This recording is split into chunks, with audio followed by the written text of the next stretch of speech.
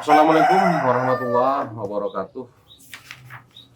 Sahabat, kita lanjutkan kajian kita tentang membangun personality. Kemarin kita sudah membahas tentang bahwa kita harus belajar dari apa yang kita tidak tahu. Jangan pernah kita merasa manusia yang paling tahu. Manusia yang merasa paling tahu akan menutup peluang masuknya ilmu-ilmu Allah di kitabullah ini.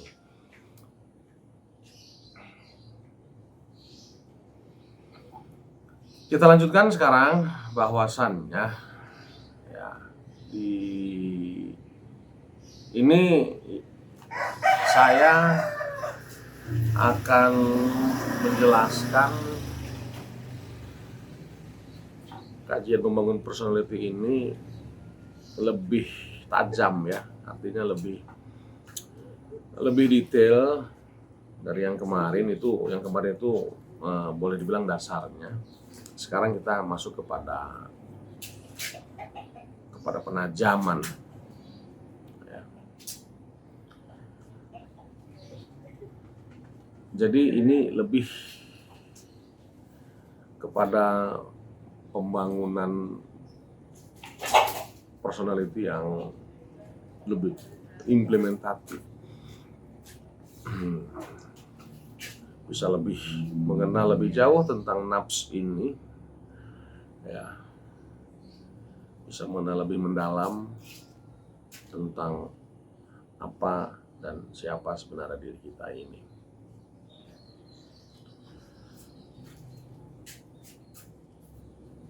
Kita masuk kepada surat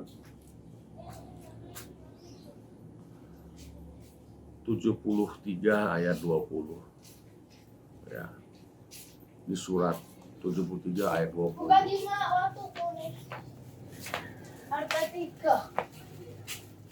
Surat Al-Muzammil ya.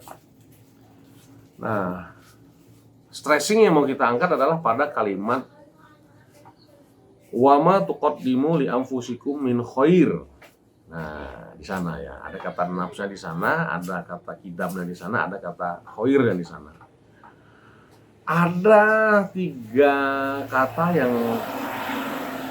akan kita stressing pada ayat itu, kata kidam, kata nafs, dan kata khair. Nah, kidam dan khair inilah nanti yang akan menjurus kepada nafs itu. Ini informasi pertama Allah tentang nafs ya. Kalau kita kumpulkan semua derivasi lafaz nafs itu, ini adalah tanzil pertamanya. Nah, begitu sahabat. Kalau kita kumpulkan ini, dan saya sudah melakukan hal itu.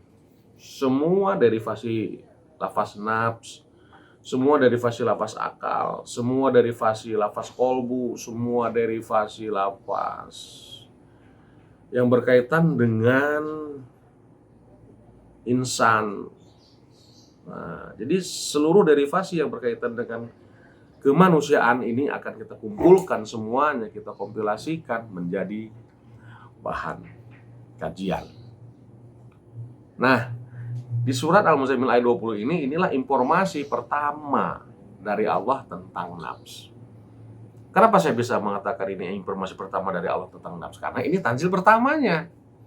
Nah, begitu. Jadi diksi yang keluar dari mulut saya itu semuanya berdasarkan hasil dari analisa-analisa yang mungkin tidak sembarangan ya.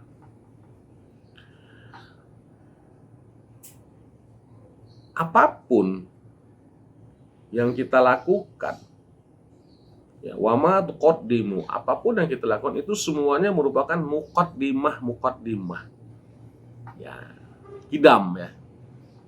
Qaddimu itu dari kata kidam. Li anfusikum, untuk siapa?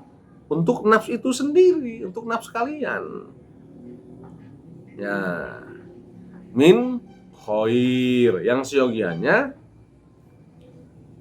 muqaddimah itu harus yang khair.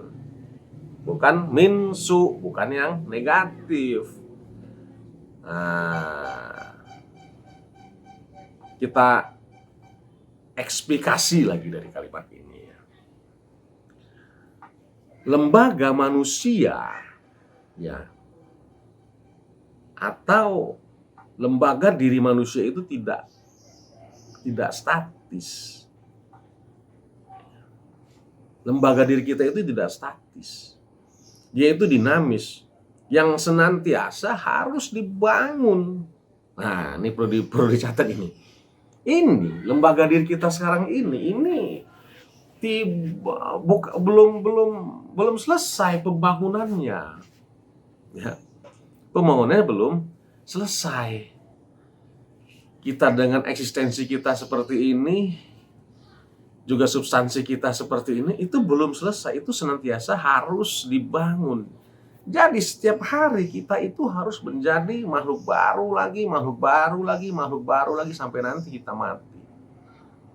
Dan semua yang kita kidamkan itu harus yang khair. Nah, bangunlah diri kita itu dari yang khair. Dimukadimahkan dengan yang khair. Nah, jadi lembaga harus terus bisa dibangun, karena kalau tidak dibangun, ya, kalau lembaga itu tidak dibangun, bukan lembaga namanya. Ya, sebab lembaga itu harus melembaga. Ingat, kalau lembaga diri kita ini tidak dibangun, berarti kita tidak punya diri. Mayat mungkin. Nah, jadi kesimpulannya, siapkan semua yang khair untuk membangun nafs itu. Ya. Masalahnya kita tabrakannya kan di sini, berantamnya kan di sini, ributnya kan di sini, masalah yang khair itu. Yang bagaimana disebut yang khair itu? Akhirnya kita menetapkan, oh aku harus jadi orang kaya, karena menjadi orang kaya itu adalah khair. Nah, misalnya, aku harus menjadi ini, aku harus menjadi itu. Akhirnya kita menentukan kebaikan berdasarkan subjektivitas kita sendiri. Nah, disitulah kita sering tabrakannya itu. Kita menentukan yang khair itu berdasarkan subjektivitas kita sendiri tanpa konfirmasi sama yang menciptakan kita ini. Harusnya konfirmasi dulu. Bagaimana yang khair itu menurut Allah? Kata Allah, boleh jadi kau mencintai sesuatu padahal itu buruk bagimu. Dan boleh jadi kau membenci sesuatu padahal itu baik bagimu. Nah, yang kita benci itu belum tentu buruk. Ya. Yang kita suka belum tentu baik. Awas.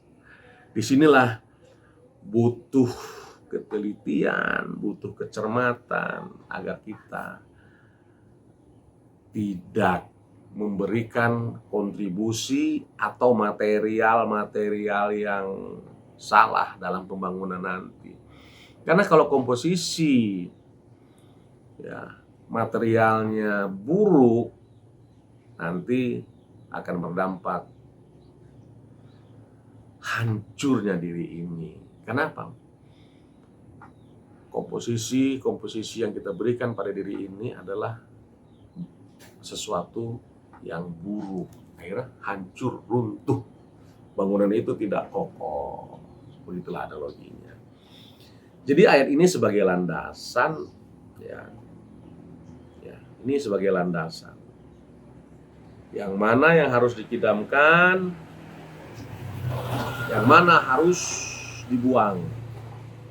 Ya. Jadi ada pada diri kita yang harus dibuang,